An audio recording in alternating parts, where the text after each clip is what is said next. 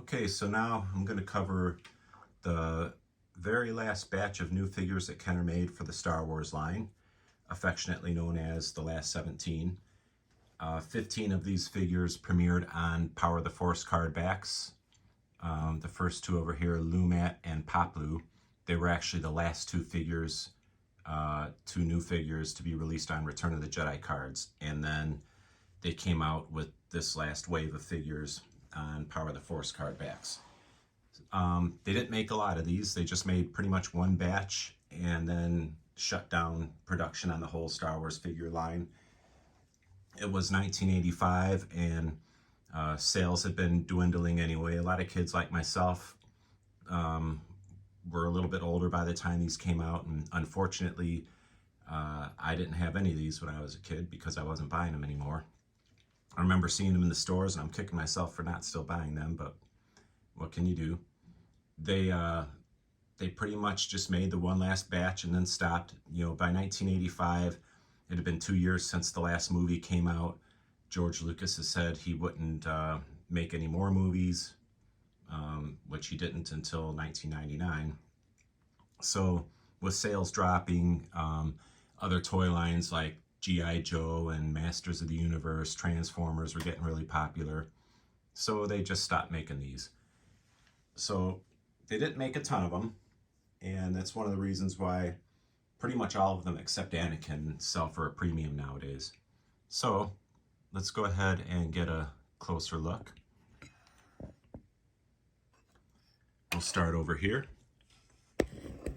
and we have these two, Lumat and Paploo. Again, these two were the first, or the last two new figures to actually premiere on Return of the Jedi cards.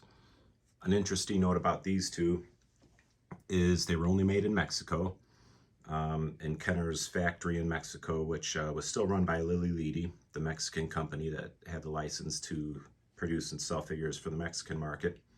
These were only made there. They weren't made anywhere in Hong Kong or anywhere else, so sometimes when you go to buy these, they'll be advertised as Lili Ledy figures, which is correct, but that's the only, they're all Lili Ledy, so they're all made in Mexico. Their card backs say made in Mexico on them. Turn these around and you can see, unlike other Star Wars figures, these don't have any kind of date stamp or country of origin stamp. But that's Paploo, that's Lumat, and that's Paploo. So we'll move those over. Going through the Ewoks first. All right, so the next one is Romba, and he, very cool Ewok. Then you'll start seeing on the back of these the copyright LFL 83 or 1983. The next one is Warok, another cool Ewok. He sells for a lot too, especially if you want him complete. You can get him bare bones a little bit cheaper, but to get him complete, he's not cheap either. You can get him for under $250. You're doing pretty good. One of the more expensive ones you buy, especially in good condition like this, is the R2-D2 with the pop-up lightsaber. The saber does come out of there, and you can turn his head and it'll pop up. He's one of the more expensive ones. Most of them, you know, with that paper decal, not only did it discolor a little bit like this one, but it would also, of course, get torn and peeled off, especially if it got wet. This one's in pretty decent shape here. I've had that one for quite a few years now. Got it when it wasn't quite so expensive. So we'll move him out of the way. Next you have a really cool one, Lando Calrissian in his general outfit. They call him General Lando. I keep his gun down there on the base because he just doesn't hold on to it very well, but that gun goes for a lot of money too. Very cool figure though. The next one is Anakin.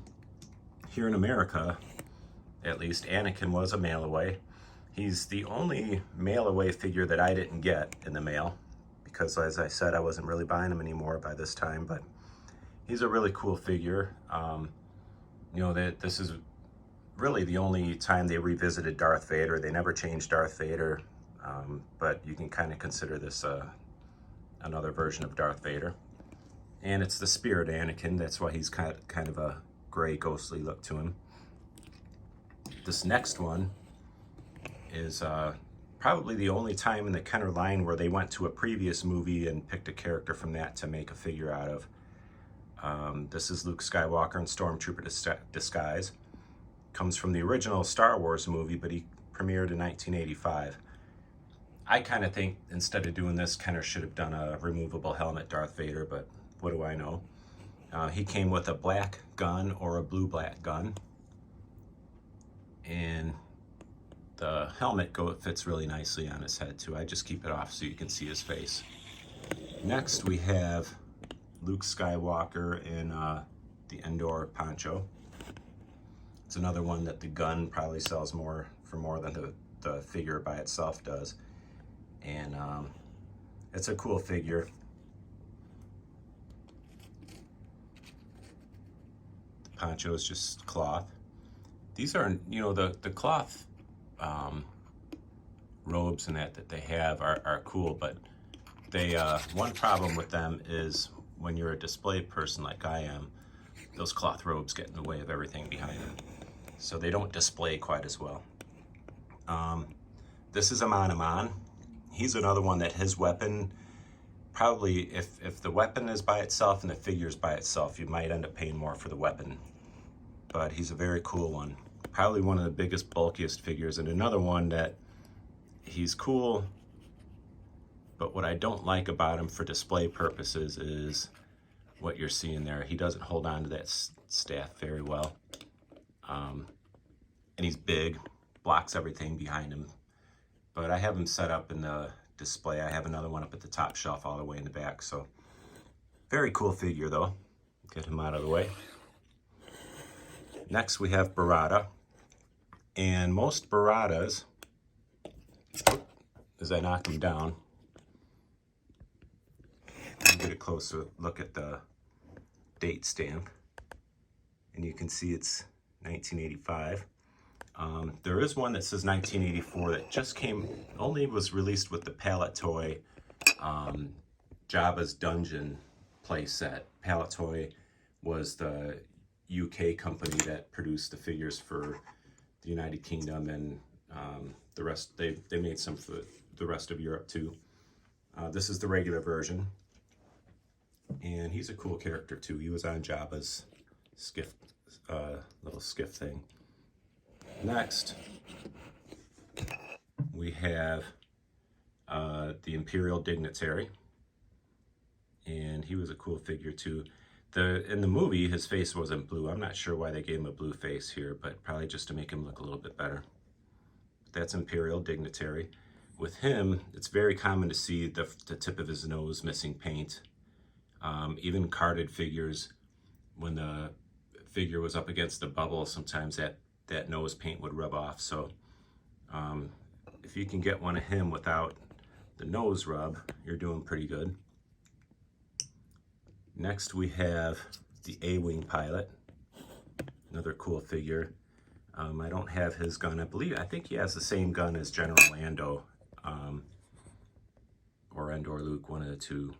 But he's another one that the gun is where the money is. But he's a cool figure. All right, let me make some space here. And we'll move on to a really cool figure that they made, was the Han Solo in carbonite block. He actually fits inside of there and you can kind of see through it. And it doesn't come with a gun or anything, just Han in the carbonite block. But again, sells for a premium. You can see the back, he just fits right in there. And next, we got three more. Another pretty cool figure. And this is the Imperial Gunner. Another one where the gun by itself would probably sell for more maybe than the figure by itself. Really cool figure though. Move him out of the way. And next one is EV-99, who was a droid with a female personality. This was the one that kind of interrogated R2-D2 and C-3PO in Jabba's dungeon when they first became captives of Jabba. There's a little lever in the back that makes the mouth go up and down. One thing with this figure is, I believe it's the left arm will come off on some of them. If you have one of these and that left arm doesn't move, don't try to move it. You could end up breaking it off. But they will come off and go right back on without any damage to the figure. I don't know if it was supposed to do that or not, but they do. And one more figure to go through here. Last and definitely not least is Yak Face. And Yak Face was one that was never released in the United States. He was supposed to be a mail-away figure here in the States. Let me get a stand here.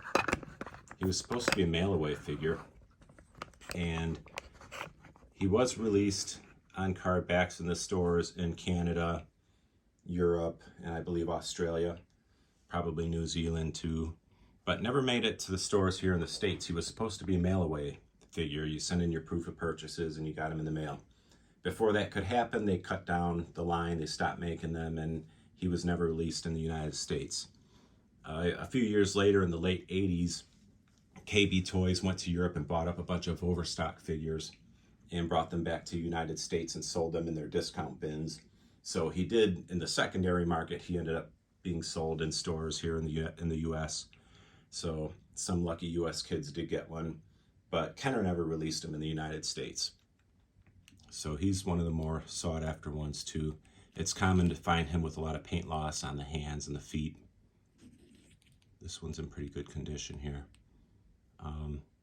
So that is the last 17, and he is, here in the States anyway, the last of the last 17, Yak Face. And I hope you enjoyed it.